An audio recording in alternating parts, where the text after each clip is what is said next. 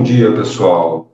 Espero que estejam todos bem, muito saudáveis e seguros. Deixa eu ver quantas pessoas temos aqui por hora. Temos algumas. Bom dia. Bom, acho que podemos iniciar, né, até por conta do nosso tempo, né? A gente tem a ideia hoje aqui é que a gente faça um bate-papo bem curtinho, né? Mas ainda assim bastante cheio de informações, né? Então, em primeiro lugar, pessoal, antes de mais nada, muito obrigado pela presença de vocês ao longo do tempo aqui. Os próximos que forem entrando também sejam muito bem-vindos, tá? Em nome da Câmara e da UI, muito obrigado por esse tempo para a gente poder bater esse papo hoje sobre o nosso tema, que é um tema de gerenciamento de riscos na cadeia logística internacional, e que a gente vai tratar com alguns exemplos práticos aqui hoje, algumas coisas bem tangíveis, né, para a gente poder entender um pouquinho mais do porquê que a gente vem falando tanto, né, nos últimos 4, 5 anos de gerenciamento de riscos na cadeia logística, e por que isso é tão relevante para a nossa estrutura Brasil e olhando para o conceito Europa, né? Isso é algo que muitas empresas estão atentas já e que naturalmente é um tema extremamente relevante, principalmente quando a gente fala de Holanda, né? Holanda, Bélgica, e a gente vai, eu vou passar por alguns exemplos para vocês entenderem um pouquinho isso, tá bom? A ideia hoje aqui, como eu comentei, é que a gente faça esses 30 minutos de bate-papo inicial. Fiquem à vontade para colocar as questões de vocês aqui no chat, conforme elas forem aparecendo. No final, a gente tem aqueles últimos 10 minutos para questões, e aí a gente pode ler as questões aqui no chat, ou as pessoas também fiquem à vontade para abrir os seus microfones, né, para a gente poder fazer esse bate-papo. Bom, eu sou o João, tá? Eu atualmente fico aqui na cidade de Curitiba, trabalho no time de Global Trade da UI. Hoje nós temos, né, um time de Global Trade que é bastante pulverizado no Brasil todo. A gente tem pessoas aqui em Curitiba, Blumenau, Porto Alegre, Campinas, São Paulo, Rio de Janeiro, Belo Horizonte. Mais recentemente, a gente tem iniciado as nossas operações com um escritório físico em Ribeirão Preto, né? Então, somos um time de aproximadamente 50 pessoas totalmente dedicadas a essas atividades de comércio exterior e muito feliz, mais uma vez, de poder estar aqui com vocês hoje para a gente poder fazer esse bate-papo. Eu vou projetar a minha tela, tá bom? E ao longo do chat aqui, ao longo da nossa conversa, fiquem à vontade para usar o chat, tá bom? Só um segundo. Vamos lá.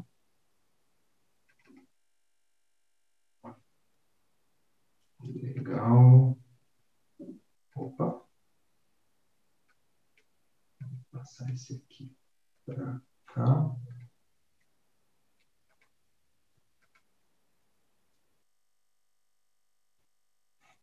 Legal.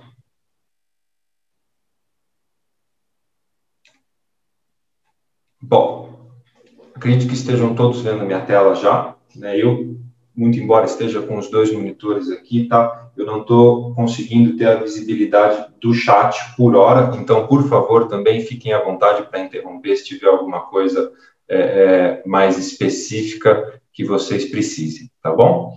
Vamos lá. Bom, primeiro de tudo, então, nosso tema, né? Gerenciamento de riscos na cadeia logística internacional. E aí a gente sempre tem que pensar do seguinte ponto, né, pessoal? Poxa, por que a gente está falando de gerenciar riscos, né?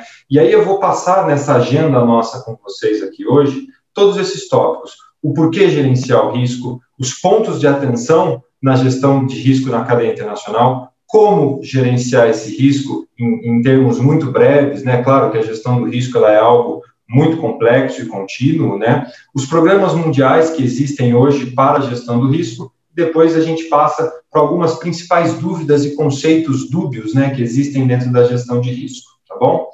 Vamos lá, então. João, por que eu preciso gerenciar o risco da minha operação, né, olhando para a cadeia logística internacional? Então, antes que a gente pegue qualquer, por exemplo, notícia, que a gente sabe que hoje em dia né? A gente tem muitas vezes um jornalismo que ele não traz a notícia de maneira imparcial. Então, acho que a melhor maneira da gente colocar isso num primeiro ponto aqui, tá? É a gente pegar destaques dos relatórios que são elaborados pela Europol e pela MCDDA, que é a Agência Antidrogas da Europa, tá? Esse relatório ele é um relatório bastante grande, ele deve ter ali as suas 40, 50 páginas, e eu peguei alguns pontos aqui para a gente poder ter uma noção de como a Europol, de como a Europa vem enxergando o problema hoje, principalmente do tráfico de drogas, né? Então, olha, os pontos grifados aqui, né? As grandes remessas de droga, sobretudo expedidas dos principais portos do Brasil, e eles pontuam aqui que é provável a crescente utilização do Brasil como ponto de partida, né? Isso em 2016, tá, pessoal? É importante a gente colocar isso, tá? E quando a gente olha para o lado aqui, a gente está falando, já lá em 2016, já se falava inicialmente sobre como eram importantes as parcerias entre as autoridades nacionais com a indústria. E a gente vai evoluir um pouquinho nisso, justamente para a gente conseguir encaixar o cenário da indústria, o cenário do comércio brasileiro, dentro dessa situação que hoje é uma ameaça tanto para a imagem do Brasil, naturalmente uma ameaça para a imagem da Europa, mas, porém, para a Europa um problema até um pouco maior, que a gente está falando de saúde pública também, tá? Embaixo, principais portos europeus como os de Roterdão e Antuérpia, ou seja, Holanda e Bélgica, são os pontos de desembarque mais importantes dessas remessas. E dentro dessas informações aqui, ainda não há esse tipo de informação em 2016, mas a gente vai ver que hoje praticamente 80% de toda a droga, principais drogas, maconha e cocaína, que vem entrando na Europa, elas estão entrando principalmente pelos portos de Roterdã e Antuérpia, porém, o problema maior está em nós, Brasil. Nós fornecemos, infelizmente, a marca de 80% de toda a droga que é consumida na Europa, tá? Elas saem dos nossos portos, né? Então, vejam, aqui dentro daquele cenário inicial, eles colocam naturalmente o que eles enxergam, né, como o fluxo da droga. Ou seja, o Brasil não é um grande produtor de droga, mas ele é o canal de saída, né? Então, sai do canal do Panamá, por exemplo. Então, a gente pega aqui em cima Colômbia, Venezuela, todo esse país aqui de NOLA, que a gente chama, e isso é escoado pelos principais portos do Brasil. Quais são os 3 principais que a gente tem hoje? Santos, Paranaguá e Itajaí. São Paulo, Paraná e Santa Catarina, tá? E isso, naturalmente, vai para a África e principalmente para a Europa, ok? Isso foi de 2016. Quando a gente muda um pouquinho esse cenário, aqui já é 2020. Ou seja, o que em 4 anos, né, a Europol conseguiu enxergar? O que mudou tanto assim? O cenário ele é bastante ruim, né? Quando a gente olha em um dos pontos aqui, aumentou muito a apreensão de drogas. 181 toneladas estimadas de cocaínas apreendidas na União Europeia, ali em 2018. Esse é um relatório de 2020 que não estava tão atualizado. Aqui a gente coloca outra situação, né? As apreensões de cocaína atingiram recorde histórico, as mesmas 181 toneladas em 110 mil apreensões. Ou seja, essas 181 toneladas foi o que foi apreendido lá. Ou seja, aqui no Brasil passou. E a gente vai ver depois que existem inúmeras ações aqui no Brasil para não deixar sair, né? Ou seja, 181 toneladas foi o que passou e pegaram lá. E sem contar o que a gente já pegou aqui, né? E aí, de novo, ainda, Bélgica, Espanha e Netherlands, como a gente coloca aqui, são os países-chave para intercepção de grandes quantidades, né? Nota-se a infiltração do crime organizado dentro dos grupos de logística e de supply chain por conta das rotas e dos grandes portos. E aqui eles colocam as vastas ramificações do mercado de drogas ilícitas na sociedade europeia, que naturalmente é algo que muita gente já sabe, isso aqui já é figurinha batida, né? E aqui é um gráfico da Polícia Federal do Brasil, né? Ou seja, lá a gente falou em 181 toneladas que foram apreendidas na Europa de cocaína, mas a Polícia Federal ainda em 2018 ela registrou aqui quase 80 toneladas apreendidas, ou seja, 181 mais os 80 que foram apreendidos aqui, mais naturalmente aquilo que eventualmente passa, né? E a cocaína foi a mesma coisa. Em 2017, a gente teve um pico de 354 toneladas, de 2018 para 268 toneladas, né? E aí a gente precisa muito pensar no que esse gráfico está dizendo para a gente, né? 2019 para frente, a gente teve uma queda muito grande desse cenário de apreensões, né? Por que a gente teve uma queda muito grande desse cenário de apreensões? Porque o traficante decidiu que ele não quer mais, né, exportar? Certamente não é esse o cenário, né? Mas sim que o crime organizado, infelizmente, ele está sempre, digamos, um passo à frente, né? Ele está sempre olhando para o movimento e qual é o movimento que existe hoje para apreensão, e ele vai tentando sempre buscar um pouquinho outras maneiras, né? Ou seja, aqui talvez esse gráfico esteja dizendo para a gente que talvez a gente precise readaptar a nossa maneira de gerenciar o risco, que tem muito a ver com o que a gente vai falar daqui a pouquinho, que é justamente a questão da própria gestão do risco contínuo, tá? E aqui outras notícias, né? Então a gente vê inúmeras notícias falando da Alfândega de Santos, Navegantes em Santa Catarina, Guarulhos, enfim, todas essas notícias aqui são notícias que trazem um pouco de susto para a gente, né? Aí a gente se pergunta, né? A gente começa a olhar um pouquinho aqui para o lado, né? Só voltando antes aqui. João, o que eu tenho a ver com isso, né? O que eu, indústria, tenho a ver com isso?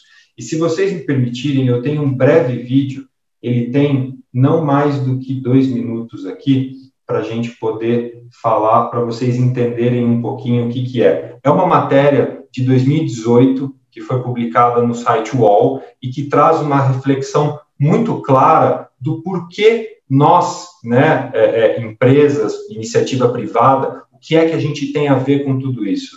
Por favor, eu vou projetar aqui para vocês. Me avisem a hora que... Me avisem não, mas acho que o som deve estar ok. Duda, por favor, me avise se tiver algum problema com o som, tá? Eu vou passar 1 minutinho, 2 desse vídeo.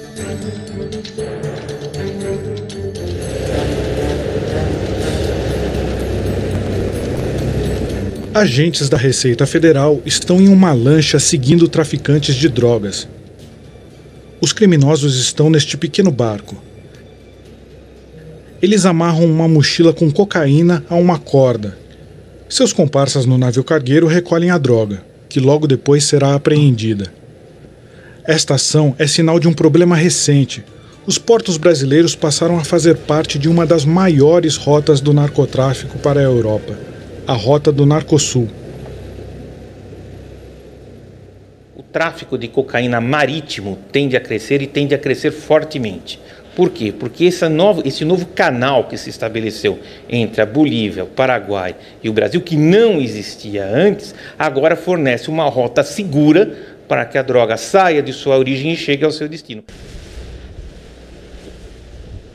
Em 2016, a polícia e a Receita Federal apreenderam mais de 15 toneladas de cocaína em portos brasileiros. Isso é quase 8 vezes mais do que foi apreendido nos aeroportos do país no mesmo período. Em 2017, as apreensões nos portos já chegam a mais de 9,5 toneladas de cocaína. A grande rota vem através da Bolívia em direção ao Paraguai, do Paraguai entrando na fronteira brasileira e daí sendo distribuída para os portos. Esse caminho Bolívia, Paraguai, Brasil e portos, e daí para o mundo inteiro, especialmente Europa e África também, é a grande novidade, a grande acontecimento criminoso dos últimos anos. O papel do PCC é permitir...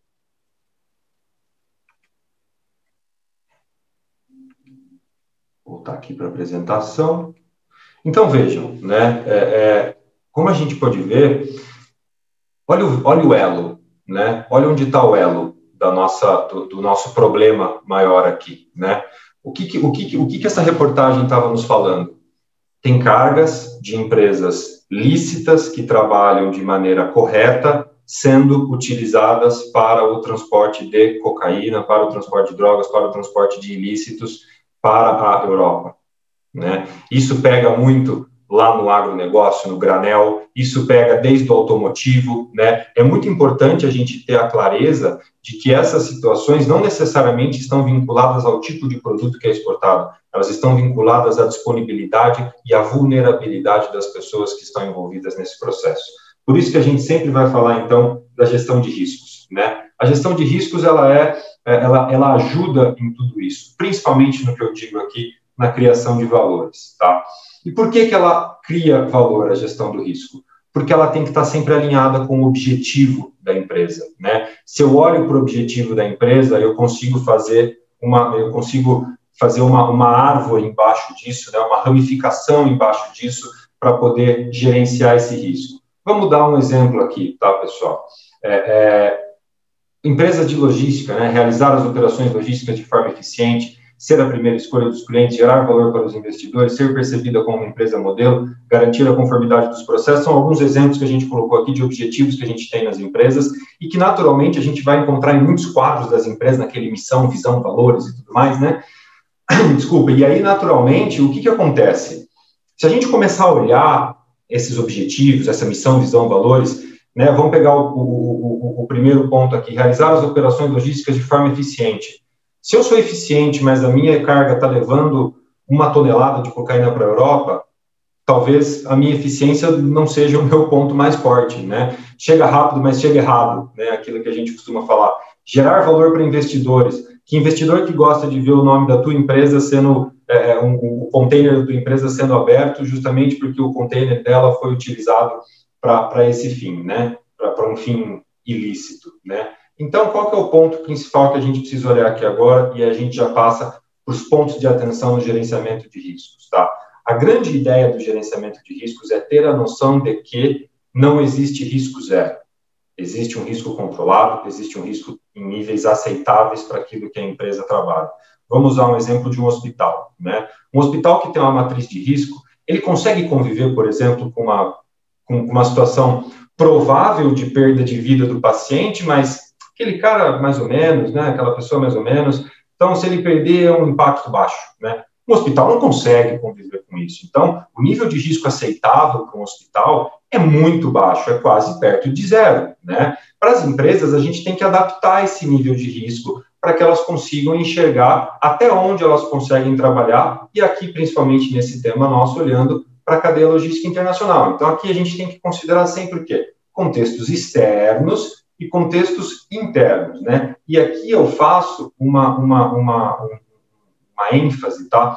Para os papéis e responsabilidades que a gente tem dentro da empresa, tá? De novo, eu faço essa ênfase por conta da frase anterior que eu disse. O olho do crime organizado não está no tipo de produto que você exporta, está em quão vulneráveis os seus profissionais estão, aqueles que têm o contato com a cadeia logística. Porque para que tudo isso aconteça, você precisa de pessoas, como a gente viu no vídeo, você precisa de um cara lá do armador, lá da tripulação dentro do navio, que esteja disposto a receber essa droga ali. Caso contrário, não acontece, né? Poxa, mas por que o cara estava levando de lancha em alto mar para fazer o içamento, digamos assim, no navio? Justamente porque nesse cenário, ele percebeu que pelo porto não estava dando para passar. Ele estava escaneando o container, estava olhando tudo, as apreensões estavam altas, e o cara, ele deu a volta, né? Ele foi direto em alto mar. Isso é algo que aconteceu e que, do meu ponto de vista, se me permitem, eu acho que tem contribuído muito para que essas apreensões, aquele volume de apreensões tenha diminuído, tá? Bom, seguindo adiante, então, tá? É importante que a gente tenha em mente que a gestão de riscos hoje no Brasil, ela tem uma norma, essa norma ela se chama ISO 31000, uma norma ABNT, ISO 31000, diferentemente de uma norma ISO 9000, 9001, ela não certifica, não existe uma empresa que é certificada na ISO 31000, por exemplo, tá? Mas ela dita as diretrizes para que as empresas consigam gerenciar os seus riscos, e aqui ela coloca um quadro muito breve, né, do que é essa gestão de riscos, que é a identificação, análise e avaliação, que a gente passa brevemente aqui para o próximo slide para vocês entenderem, né. Então, o primeiro ponto, que eu identifico qual é o meu risco, né. Como que eu identifico o meu risco? Aquilo que atrapalha o meu objetivo, né. Então, eu coloco o objetivo, aquilo que me atrapalha a chegar naquele objetivo, é um risco para mim, tá? Eu analiso esse risco, probabilidade que ele aconteça, natureza, complexidade, depois eu avalio. O que eu faço com esse risco? Né? Eu não faço nada, eu considero as opções de tratamento, realizo análises adicionais, né? E, naturalmente, por consequência, como é que eu, voltando nesse slide aqui, né, desculpa, da avaliação do risco, como é que eu avalio esse risco, né? Dessa forma aqui. Eu trato, eu monitoro, eu registro e relato, né? O tratamento sempre vai ter o propósito principal de selecionar e implementar as opções para abordar o risco e implementar as mudanças que vão trazer aquele risco para um nível aceitável dentro da companhia, né? Assegurar a melhor qualidade, e aí no monitoramento eu asseguro que aquilo que eu estou fazendo realmente está funcionando. E o monitoramento, ele tem um ponto tão relevante quanto o tratamento aqui. Porque vamos pegar o exemplo que a gente colocou aqui. Por que o traficante está indo por alto mar? Porque ele entendeu que dentro do cenário do porto não estava mais conseguindo. É aquela velha história do avião da guerra, né? Que os aviões, que havia um estudo que olhava onde tinham os tiros nos aviões, né? Só que eles só conseguiam analisar os aviões que voltavam, ou seja, eles precisavam reforçar as partes em que não haviam tiros, justamente porque naquelas partes onde os aviões recebiam a artilharia do inimigo, digamos assim, eles não voltavam, esses aviões, né? Então, essa é a ideia do processo da gestão de risco, monitorar. Se eu, porto, se eu, empresa de logística, se eu, indústria, enxergo que hoje o que eu estou fazendo, talvez eu monitoro aquele número, meu número de apreensões diminuiu, poxa, certamente o traficante não decidiu que ele não vai mais viver disso, né? Ele não decidiu virar um trabalhador honesto. Ele está procurando outros meios, eu preciso continuar olhando esse monitoramento aqui para ver se isso ainda faz sentido, tá? Um pouquinho mais para frente, né? Olhando, e aqui a gente vai se aprofundando um pouquinho mais, tá bom? Desculpa. Olhando um pouquinho para frente, dentro do plano de tratamento de riscos, eu gosto muito desse slide porque a gente fala dele, do controle preventivo, detectivo e corretivo. Qual que é a mensagem que eu quero passar aqui, né? O preventivo, como é que eu me previno para que aquilo aconteça, né? Então, eu treino as pessoas, eu conscientizo, né?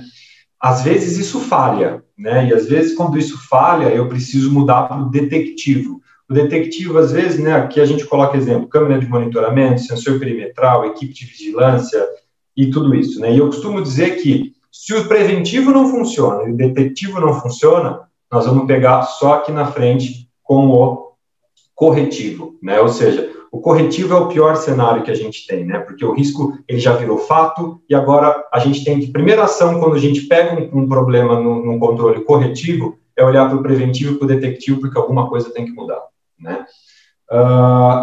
Não menos importante, então, seguimos adiante, né? Esse conceito aqui de análise sem investimento e com investimento é algo super legítimo, porque é a própria ISO 31000 que coloca para a gente. Então, as empresas, elas nunca têm que pensar num primeiro momento, poxa, eu vou gerenciar meu risco, isso vai me custar dinheiro.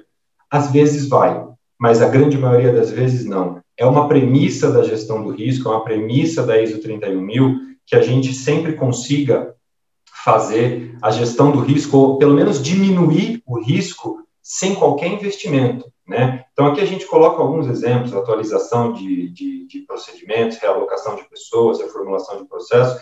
Às vezes, fazer isso aqui não é suficiente, tá? Às vezes, fazer isso aqui eu tiro de um risco alto para um risco médio, mas eu só consigo conviver com um risco baixo. E aí, naturalmente, eu preciso fazer algum investimento.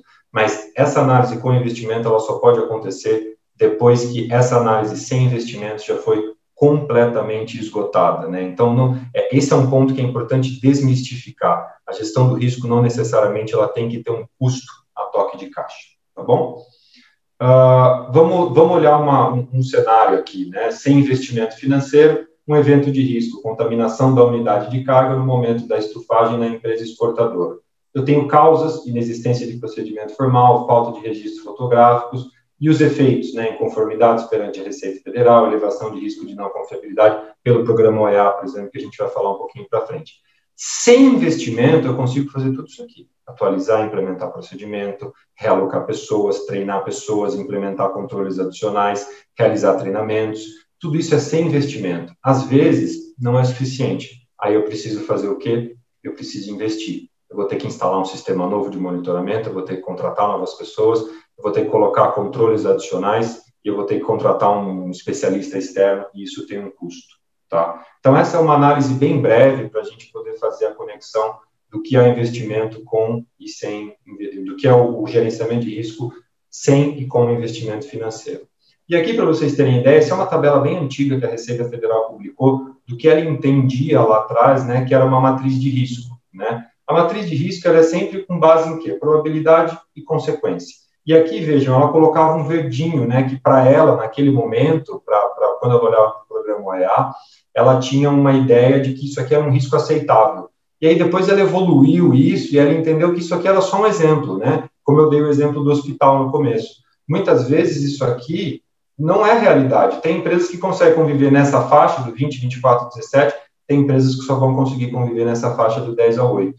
O gerenciamento de riscos, ele é extremamente customizável e ele tem que ser muito de acordo com as necessidades de cada empresa, tá bom?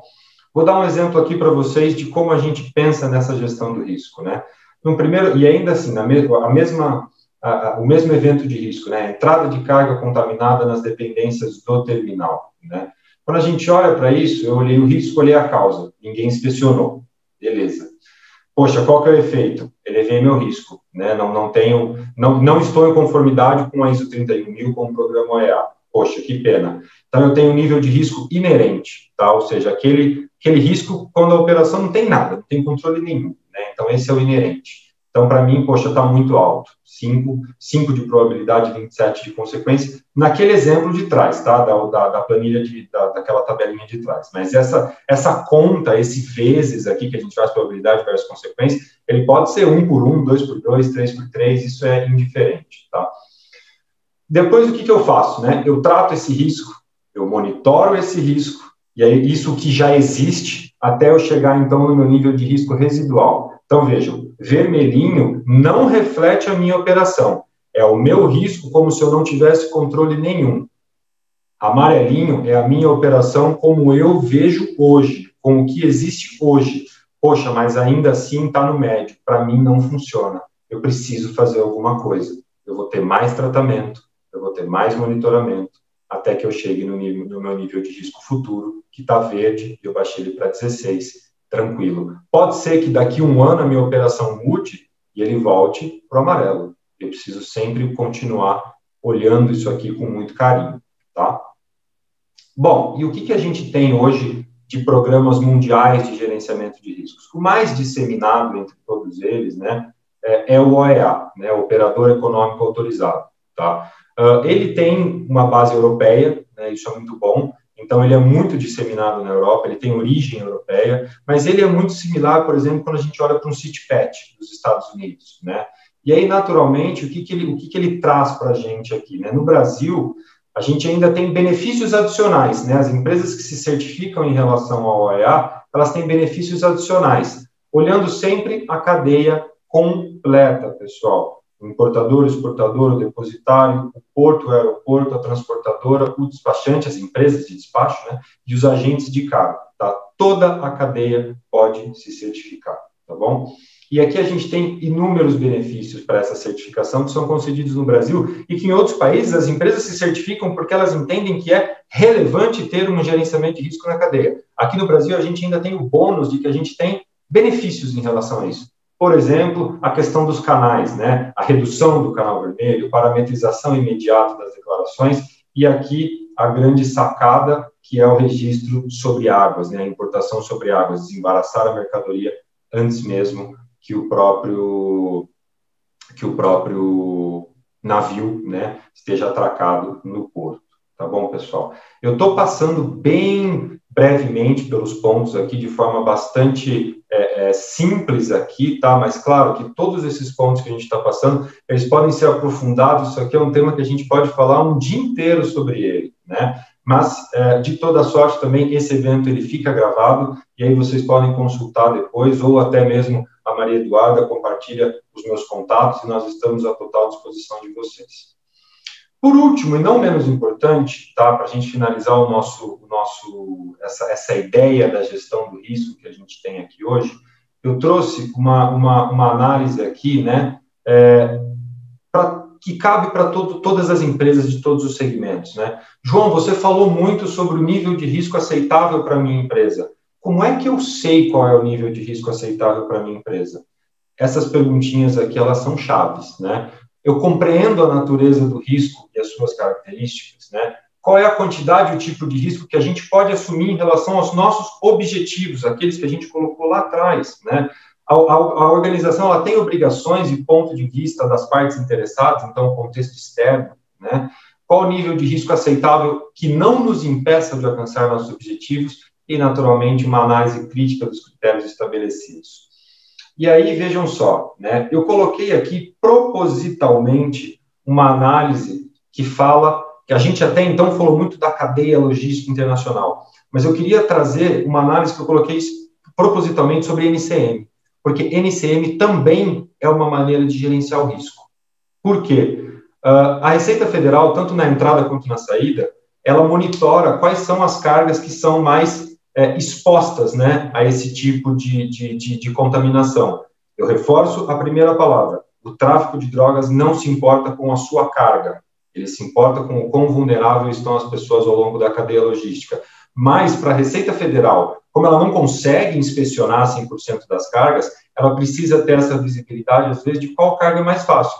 É inegável, por exemplo, que uma carga granel é muito mais fácil de ser contaminada, né? Então, a NCM, ela é um ponto que a Receita Federal analisa sim. Por isso que a gente fala no futuro aqui, muito próximo, de DUIMP e catálogo de produtos, né? É uma maneira adicional da Receita controlar também isso, além de, obviamente, outras coisas, né? Mas aqui, um evento de risco de falta de conferência da NCM dos produtos nos processos de importação, a gente tem que analisar quais poderiam ser eventos de risco com base nesse exemplo, né? Apresentação de documentos aduaneiros, com inconformidade na classificação fiscal, cálculo e recolhimento de tributos a maior ou menor na importação, enfim. Tudo isso são eventos que poderiam ocorrer ali dentro. E eu trato o risco ou eu trato o evento? Eu sempre trato o evento. O evento que vai gerar aquele risco, uma questão, um fato, né? E aqui, só para vocês terem uma noção de como essa ideia ela é complexa, né? Eu coloquei aqui alguns exemplos, tá? Para vocês terem uma noção, né? Se eu olho para a empresa global, o objetivo dela é aumentar investimentos, o meu evento de risco é ter impacto relevante de caixa. Se eu mudo o meu objetivo para a área de finanças, que é reduzir custo, ou seja, ter savings, o mesmo evento de risco aqui, ele se torna um efeito aqui embaixo, né? A mesma coisa acontece com causas. Se eu olho para a área de Comex, qual que é o objetivo da área de Comex? Compliance aduaneiro. Então, do que a área de Comex tem medo? Que tem uma classificação fiscal incorreta. Então, para ela é um evento de risco. Mas para a área de finanças e para o objetivo global da empresa, isso são causas. Então, notem, há uma sinergia, há uma integração muito grande entre todo esse cenário do que é o evento de risco, do que é a causa, do que é o efeito e, naturalmente, como tratar e monitorar tudo isso e olhar para aquele cenário que eu preciso, que me deixa confortável, que é um cenário de risco aceitável para mim, tá bom? Pessoal, eu até peço desculpas, passei 5 minutos do nosso tempo aqui, e eu confesso que eu adoro muito esse tema, gosto muito de falar sobre a gestão de riscos na cadeia, agradeço muitíssimo o espaço que a Câmara deu aqui para a gente tratar sobre esse tema, que é um tema extremamente relevante, e nós, como empresa de consultoria, nós temos a missão, né, de ter um cenário extremamente favorável ao comércio exterior e, naturalmente, de posicionar as empresas brasileiras como empresas extremamente competitivas e com um alto nível de credenciais dentro do mercado internacional. Da minha parte, é isso. Eu deixo aberto aqui para perguntas. Quem tiver algo que precise comentar, ou fique à vontade para abrir o seu monitor, ou, eventualmente, colocar aqui no chat. Muito obrigado. Vamos ver se tem alguém aqui no chat. Q&A. Vamos lá. Tem um aqui. Legal. O que as autoridades estão fazendo para evitar o tráfico de drogas nos portos, tá? Quem me perguntou foi o Theon Messmaker. Desculpa se eu falei errado, por favor, tá? As autoridades, hoje, o que a gente vê, né? Existe um ponto muito relevante, principalmente nos portos, né? Que é o escaneamento, tá? O scanner, né?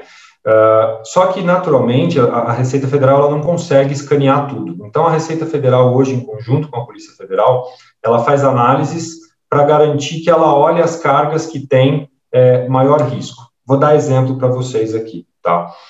A gente analisou recentemente um caso de um porto que eles escaneavam todas as cargas que tinham destino Roterdã e Antuérpia. Todas. Vai para a Europa, principalmente Roterdã e Antuérpia, mas vai para a Europa, passa no scanner. Era obrigatório, né?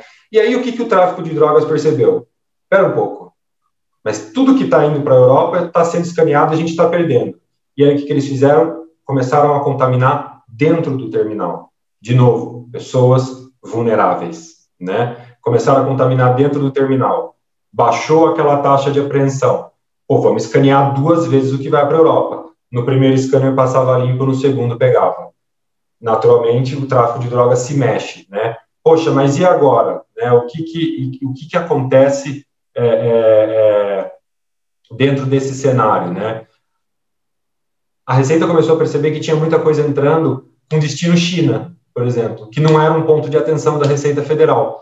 E aí o tráfico começou a entender a situação que estava dentro, a lógica da Receita Federal em analisar isso. Então, eles pegavam cargas a granel, que iam para a questão da China, por exemplo, e dentro do terminal acontecia a troca, né? E aí, naturalmente, como eu vi seu comentário aqui, de fato, em Roterdã ainda existem scanners e inspeções, e ainda assim são encontradas drogas, justamente porque não existe mais hoje, dentro desse cenário de tráfico de drogas, né, um padrão para ser seguido, né? E, naturalmente, como no exemplo que a gente colocou aqui do vídeo hoje, o tráfico de drogas, às vezes, ele nem passa pelo terminal, ele vai pegar o navio lá em alto mar, né? Então, é bem provável, e a gente não vê que o cenário, que a Receita Federal do Brasil faz hoje, é algo que vai cessar em 100% toda essa chegada das drogas na Europa, infelizmente, tá? É um trabalho que tem que ser feito a 4 mãos, é um trabalho que tem que ser feito tanto na saída do Brasil quanto na entrada da Europa, né? E, naturalmente, aí eu reforço mais uma vez o porquê da essencialidade do programa OEA. A Receita Federal, nem as autoridades europeias conseguem apreender todas as drogas, né? Não tem como. Então, é importante que exista essa parceria público-privada, como é materializado no OEA, justamente para que as empresas consigam ter a responsabilidade e a gestão do risco ao longo da cadeia logística, né? Então, se você pegar uma transportadora, né, uma transportadora que seja certificada, por exemplo, ela tenha todo o rastreamento daquela carga até o porto para garantir, por exemplo, que o motorista não parou no posto de gasolina e contaminou a carga, né?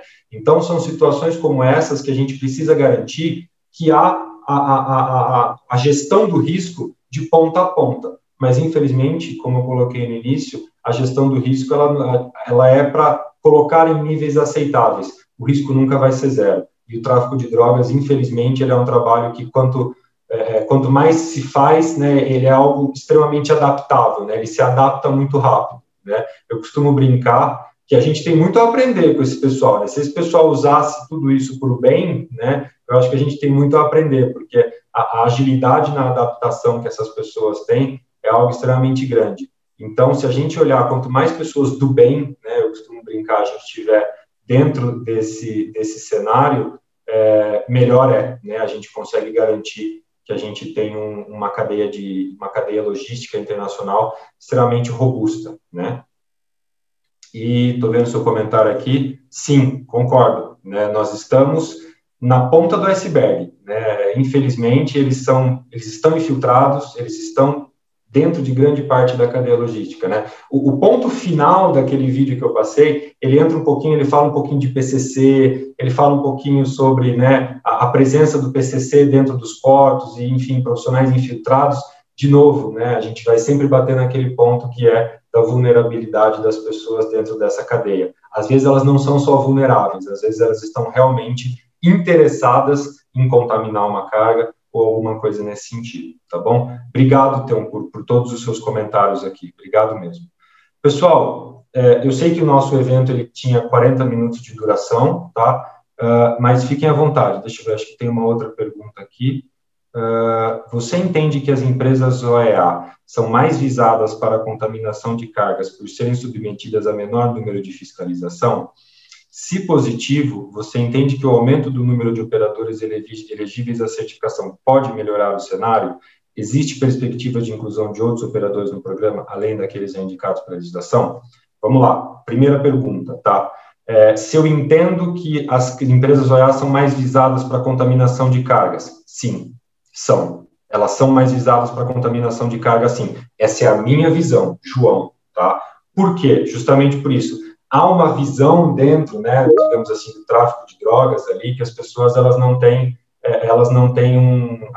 a mercadoria é menos inspecionada, essa é a mensagem que eles têm, né? Porém, se a gente olhar a empresa que é OEA, se for uma empresa que seja OEA, né, e que não simplesmente tenha o OEA, ela vai gerenciar o risco da cadeia logística dela completa. E aí, certamente, o tráfico de drogas, ele começa a olhar para um lado, poxa, né, talvez não faça muito sentido a gente continuar batendo nessa tecla da inspeção ali da Receita Federal dentro das empresas OEA, porque muito embora essa empresa tenha uma inspeção menor, vamos dizer assim, naturalmente toda a inspeção que deveria ser feita, ela é feita ao longo do processo, né? Existe perspectiva de inclusão de outros operadores no programa, além daqueles já indicados na legislação? Não que eu saiba, tá? Não que eu saiba, mas, de toda forma, confesso para você que me deixa um ponto de dúvida aqui, quais outros operadores a gente poderia colocar, né? Porque aqui a gente está falando do importador, do exportador, da transportadora, dos portos e terminais, né? Dos aeroportos e portos, dos agentes de carga, né?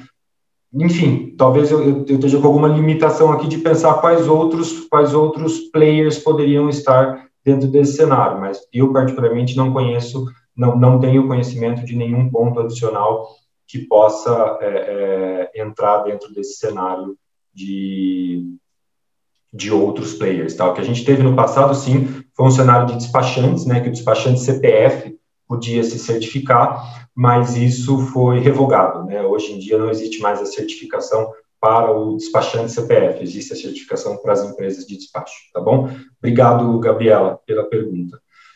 Alguém mais, pessoal? Algum ponto adicional? Não? Então, tá bom. Eu acho que é isso, né? De toda sorte, pessoal, os meus contatos, então, a Maria Eduarda, fique à vontade também para compartilhar, eu posso até colocar aqui no chat para vocês. Se alguém tiver alguma dúvida adicional, fique muito à vontade para nos procurar, vou ter super prazer em trazer isso para vocês, tá bom? E acho que da nossa parte é isso. Obrigado mais uma vez pela Câmara, pelo espaço, obrigado pela presença de todo mundo. Eu vou digitar o meu e-mail aqui para vocês, fiquem à vontade, tá bom? Uma excelente quinta-feira para todo mundo e um grande abraço. Até mais.